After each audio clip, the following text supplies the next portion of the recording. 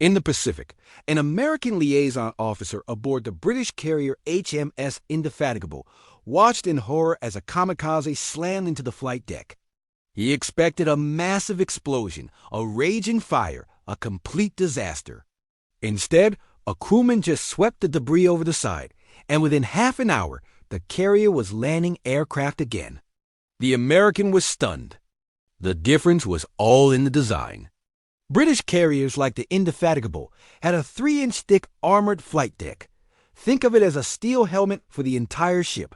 This revolutionary idea, championed by Admiral Sir Reginald Henderson, was designed for the tight, dangerous waters of the North Sea and Mediterranean. American carriers, on the other hand, were built for the vast Pacific and had wooden flight decks. They could carry more planes, but they were incredibly vulnerable.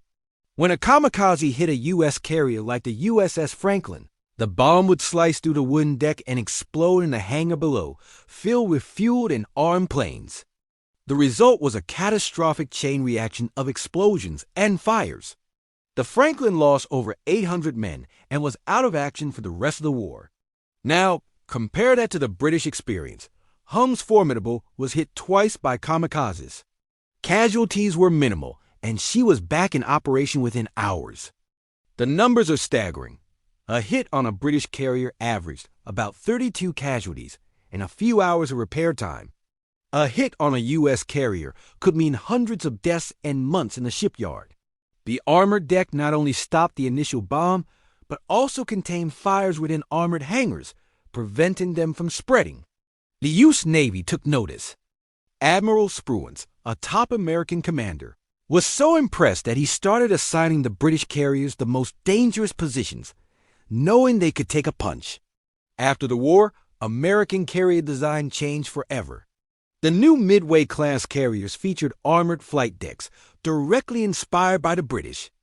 They also adopted other British innovations like the angled flight deck, steam catapults, and mirror landing systems, all of which are standard on carriers today. Interestingly, while the British design proved superior in combat, the immense stress of absorbing these attacks caused long-term structural damage. Many of these tough British carriers were scrapped soon after the war, while their less durable but more flexible American counterparts served for decades longer. Still, the legacy of Britain's armored carriers is undeniable. Their revolutionary design saved countless lives and laid the foundation for the modern supercarrier.